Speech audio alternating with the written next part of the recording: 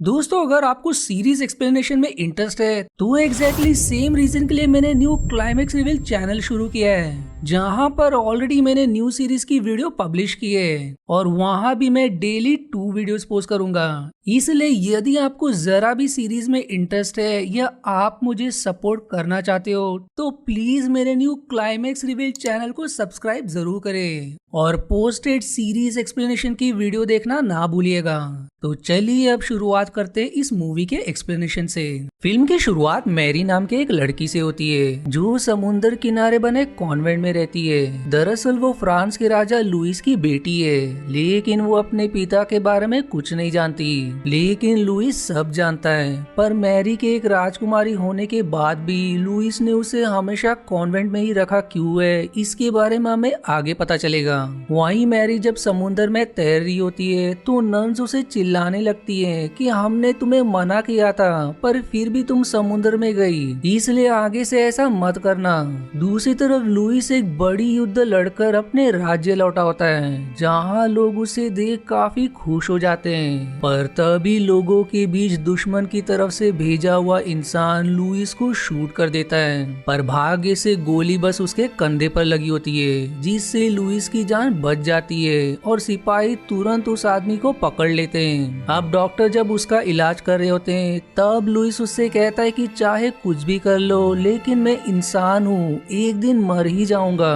पर डॉक्टर जवाब देता है कि मेरे पास एक तरीका है जिससे आप अमर बन जाओगे, लेकिन उसके लिए मुझे एक फीमेल जल परी के दिल की जरूरत पड़ेगी। जो सुनकर लुइस काफी खुश हो जाता है और अपने कैप्टन को समुद्र में जल परी लाने भेज देता है, जहाँ वो एक कपल जल परी को पकड़ लेता है। पर उसे सिर्फ फीमेल चाहिए थी, इसलिए वो मेल को छोड़कर फीमेल को अपने साथ ले जाने लगते हैं। फिर अगले दिन डॉक्टर लुइस से कहता है कि कैप्टन जलपरी ले आया है, अब बस हमें सूरज ग्रहण का इंतजार करना होगा और उसके होते ही मैं जलपरी का दिल निकाल लूंगा। जो सुनकर प्रीस लुइस से कहता है कि डॉक्टर झूठ कह रहा है, यदि आपने जलपरी को अपने फायदे के लिए मार दिया तो आपको इस अपराध की भगवान सजा दे सकते हैं। लेकिन लुइस कहता है कि अगर डॉक्टर को विश्वास है तो उसे कोशिश करने दो, पर तुमने फिर से ऐसा कहा तो तुम मेरे दुश्मन बन जाओगे। जो सुनकर प्रीस को काफी बुरा लगता है। अब रात को प्रीस एक किताब से भविष्यवाणी पढ़ता है, जिसके अनुसार इस सूरज ग्रहण के समय होने वाले समारोह में मैरी का यहाँ होना जरूरी है। इसलिए वो तुरंत मैरी से मिलने जाता है और अपने कुछ साथियों के साथ मैरी को वहाँ से महल ले आता है। और महल को देख मैरी एकदम हैरान हो जाती है, क्योंकि वो काफी खूबसूरत होता है। जिसके बाद प्रीस मैरी को महल में काम करने वाली एक मेड के साथ उसके कमरे में रहने को कहता है। अब लुइस प्रीस से कहता है कि ध्यान देना कि किसी को ये पता ना चल जाए कि मैरी मेरी बेटी है। फिर अगले दिन लुइस से मिलने दूसरे राज्य के राजा, जो लुइस के दोस्त भी हैं, उनका बेटा माइकल यहाँ आता है, जो कि खुद ही समारोह के लिए आया है। वहीं मैरी मेड के साथ महल एक्सप्लोर करते हुए एक फव्वारे के पास आ जाती है, जहाँ उसे एक मूर्ति दिखाई देती है जो कुछ कुछ उसके ही तरह नजर आ रही थी। और तभी वहाँ लुइस अपने साथियों के साथ आ जाता है, जिसे देखते ही मैरी का पैर फिसल जाता है और वो सीधे फव्वारे में गिर जाती है। और फिर माइकल उसे बाहर निकालता है, जो मैरी को देख पहले ही नजर में उसे पसंद कर लेता है। वहीं लुइस भी मैरी को अपना जैकेट पहनाता है ताकि उसे सर्दी ना लगे, क्योंकि भले ही उसने ये बात सबसे छिपाई पर मैरी आखिर उसी की बेटी है। जिसके बाद वो वहाँ से चला जाता है। दूसरी तरफ कैप्टन अपने साथियों के साथ जलपरी को महल से थोड़ी दूर बने तालाब में रख देता है और तभी वहाँ लुइस भी आ जाता है। डॉक्टर अब जलपरी को देखकर लुइस से कहता है कि इसकी हालत खराब हो रही है, जिस पर कैप्टन कहता है कि हमने इसे इसके जोड़े से अलग कर दिया और तब से ये खाना तक नहीं खा रही है। जो सुनकर लुइस परेशान हो जाता है और कैप्टन को इसकी देखभाल करने का कहकर वहाँ से निकल जाता है। अब अगले सीन में मैरी अपने कमरे में वायलिन बजा रही होती है कि तभी उसे किसी तरह की धुन सुनाई देती है, जिस धुन का पीछा ऐसा करते हुए वो जलपरी के पास आ जाती है, जहाँ वो जलपरी को देख काफी खुश हो जाती है। और तभी वहाँ कैप्टन भी आ जाता है, जो मैरी से गुस्से में सवाल करता है कि तुम यहाँ क्या कर रही हो। जिस पर वो कहती है कि मुझे जलपरी ने ही अपनी धुन से यहाँ बुलाया है। वो उसे अपने वायलिन से वो धुन बजाकर भी सुनाती है, जिसे सुनकर जलपरी फिर से उसके पास आ जाती है, जिसे देख कैप्टन हैरान हो जाता है। अब अगले दिन महल में एक समारोह होता है, जहाँ सभी तैयार होकर आए हुए थे।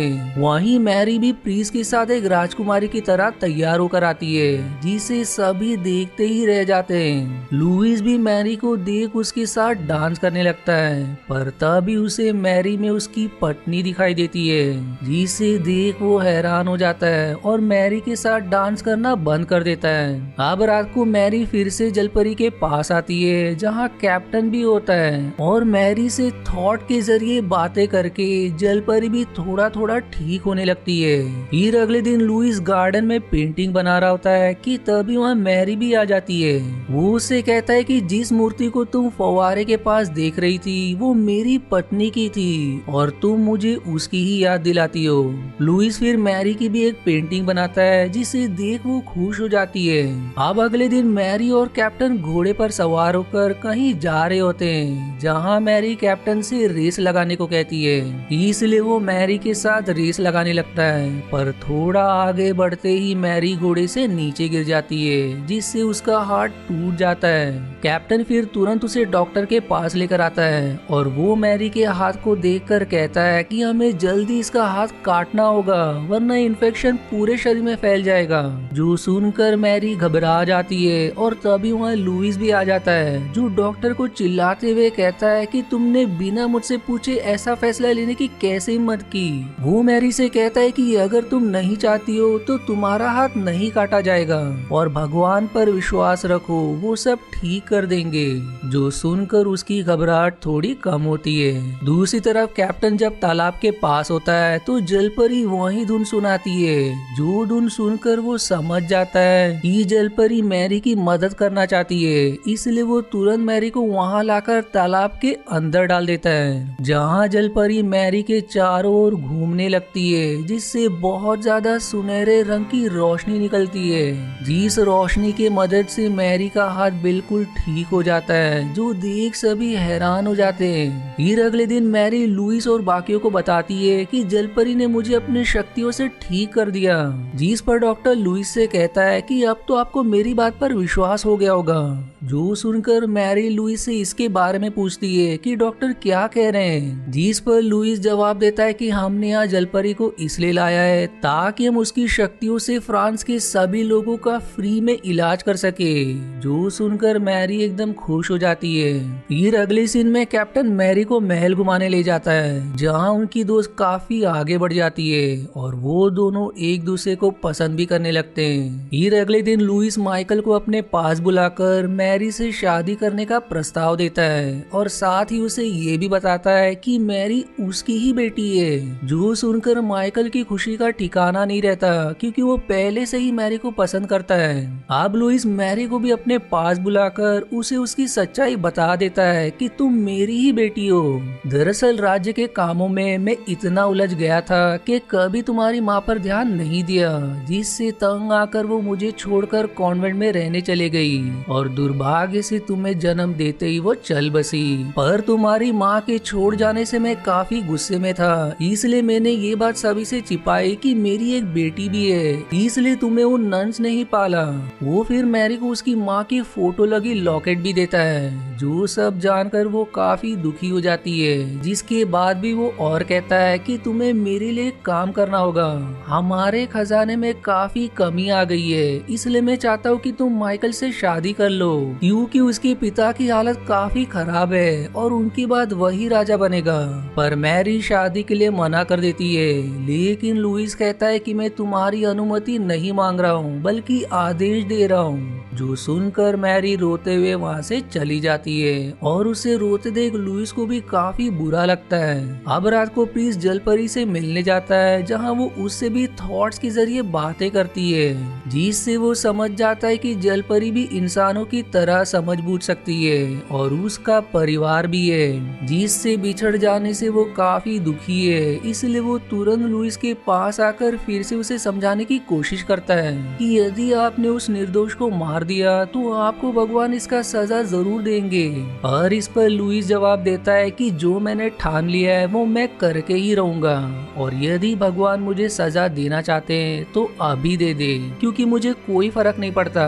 जो सुनकर प्रीस समझ जाता है कि अमर बनने की लालच ने लुइस को पूरी तरह से बदल दिया है, इसलिए वो अपना लॉकेट वही रखकर लुइस का साथ देने से मना करके वहाँ से चला जाता है। अब रात को कैप्टन अपने दोस्त के साथ डॉक्टर के कमरे में आता है, ये जानने के लिए कि आखिर वो जलपरी के साथ करना क्या चाहता है। और कमरा चेक करने पर उसे एक स्केच मिलता है जिससे उसे पता चलता है कि डॉक्टर जलपरी को मारने वाला है, इसलिए वो स्केच लेकर मैरी को सूचित करने जाता है। पर तभी वहाँ डॉक्टर आ जाता है, लेकिन सही समय पर कैप्टन वो स्केच मैरी के कमरे के अंदर डाल देता है, और डॉक्टर कैप्टन के मैरी के कमरे के पास आने पर उसे एक रात के लिए जेल में बंद कर देते हैं। अब मैरी जैसे ही उस स्केच को देखती है उसके गुस्से का ठिकाना नहीं रहता, और वो लुइस के पास आकर चिल्लाने लगती है कि आप जलपरी को मार नहीं सकते, आपको उसे छोड़ना होगा, और यदि आपने मेरी बात मान ली तो ही मैं माइकल से शादी करूंगी। जिस पर लुइस जवाब देता है कि क्या मैं तुम्हें दुकानदार नजर आ रहा हूँ जो तुम मुझसे सौदा कर रही हो, और अभी जो तुमने हरकत की है उसकी सजा तुम्हें जरूर मिलेगी। मैं आज ही तुम्हारी शादी माइकल से करवाऊंगा। जो सुनकर वो काफी दुखी हो जाती है। अब महल में हो रही तैयारियों को देख कैप्टन सिपाहियों से इसकी वजह पूछता है। सिपाही उसे बताते हैं कि आज माइकल और मैरी की शादी होने वाली है, उसी की ये सब तैयारी हो रही है। जो सुनकर कैप्टन को काफी बुरा लगता है, पर उसे लगता है कि शायद मैरी भी यही चाहती होगी। वहीं मैरी प्रीस से मदद मांगती है कि हमें जलपरी को किसी भी हाल में बचाना होगा, इसके लिए आप ही मेरी मदद कर सकते हो, क्योंकि लुइस ने मेरे कमरे के बाहर सिपाही लगा दिए हैं। जिस पर प्रीस उसकी मदद करने के लिए तैयार हो जाता है और उसे शादी का जोड़ा पहनने को कहता है। जिसके बाद वो मैरी के कमरे के बाहर खड़े सिपाही से कहता है कि लुइस ने मैरी को बुलाया है, इसलिए सिपाही उन्हें जाने देता है। जिसके बाद प्रीस मैरी को महल के बाहर लाकर कहता है कि मैं तुम्हें बाहर तो ले आया हूँ, पर समय बहुत कम है, कुछ ही देर में सूरज ग्रहण हो जाएगा, इसलिए तुम्हें जल्दी जलपरी को बचाना होगा। इसलिए वो तुरंत तालाब के पास आती है, जहाँ कैप्टन तालाब का सारा पानी निकाल रहा होता है, क्योंकि लुइस ने जलपरी को उसके पास लाने का आदेश दिया है। और तभी वहाँ मैरी आ जाती है, जो कैप्टन से कहती कि हमें जलपरी को बचाना होगा, और उसे ये भी बताती है कि लुइस जबरदस्ती मेरी शादी माइकल से करवा रहे थे, पर मैं अब उससे शादी नहीं करूंगी। जो सुनकर कैप्टन खुश हो जाता है और दोनों जलपरी को बचाने के लिए तालाब में लगे एक लोहे के गेट को हटाते हैं, जिससे जलपरी के साथ वो दोनों भी समुद्र तक आ जाते हैं। अब वो दोनों जब तक यहाँ से निकलते हैं, वहाँ डॉक्टर अपने सिपाहियों के साथ आकर उनसे लड़ने लगता है और कैप्टन को शूट करके तालाब में गिरा देता है। जिसके बाद वो मैरी को पकड़ने आता है, पर मैरी जलपरी से कैप्टन को अपने साथ ले जाने को कहती है, इसलिए वो उसे अपने साथ ले जाती है। और मैरी डॉक्टर का पैर रस्सी में फंसाकर उसे एक पहिए से लटका देती है, जिससे डॉक्टर की वहीं मृत्यु हो जाती है। जिसके बाद मैरी घोड़े पर सवार होकर खाई की तरफ जाने लगती है, जहाँ से कूदकर वो जलपरी और कैप्टन के पास जा सकती है। अब इन सब की खबर लुइस को भी चल जाती है, इसलिए वो अपने साथियों के साथ तुरंत मैरी को रोकने निकल जाता है। इधर जलपरी कैप्टन को अपने शक्तियों से ठीक कर देती है और उसे लेकर समुंदर में आ जाती है। वहीं मैरी भी उस खाई के पास पहुंच चुकी होती है, लेकिन वो इतना ऊंचा होता है कि यदि वो वहां से कूदेगी तो मारी जाएगी, इसलिए उसकी हिम्मत नहीं होती। और तभी वहाँ लुइस अपने सिपाहियों के साथ आ जाता है और अब बस सूरज ग्रहण होने ही वाला होता है। वो फिर मैरी को कूदने से मना करके कहता है कि मैं तुमसे अब भी प्यार करता हूँ, मुझे एक मौका दो साबित करने के लिए। इस पर फिर मैरी समुद्र की तरफ देखती है, जहाँ कैप्टन और जलपरी उसका इंतजार कर रहे होते हैं। जो देख मैरी लुइस से कहती है कि साबित करने का एक आसान तरीका है, यदि मेरे कूदने के बाद आपने जलपरी को मार दिया तो वो आपको अमर बना देगी, पर वो मुझे जीवित नहीं कर पाएगी, और यदि आपने उसे जीवित छोड़ दिया तो वो मुझसे अपनी शक्तियों से जीवित कर कर देगी। और इतना कहकर वो सीधे कूद जाती है, जिसके बाद सभी जलपरी पर गन तान देते हैं। लेकिन लुइस उन्हें ऐसा करने से मना कर देता है और अब जलपरी मैरी को भी जीवित कर देती है। वहीं लुइस के इस फैसले से प्रीस्ट एकदम खुश हो जाता है और लुइस उसके सामने बाइबल पर हाथ रखकर जो भी उसने किया उसकी भगवान से माफी मांगता है। वहीं जलपरी मैरी को अपनी बेटी से भी मिलवाती है और उसे अपना राज्य भी दिखाती है, जो कि काफी खूबसूरत होता है। और इसी हैप्पी एंडिंग के साथ ये मूवी यहीं समाप्त हो जाती है। आशा है आपको मेरी एक्सप्लेनेशन पसंद आई। यदि हाँ तो प्लीज वीडियो को लाइक करना और चैनल को सब्सक्राइब करके सपोर्ट करना ना भूलें। मिलते हैं अगले एक्सप्लेनेशन वीडियो में, तब तक के लिए धन्यवाद दोस्तों।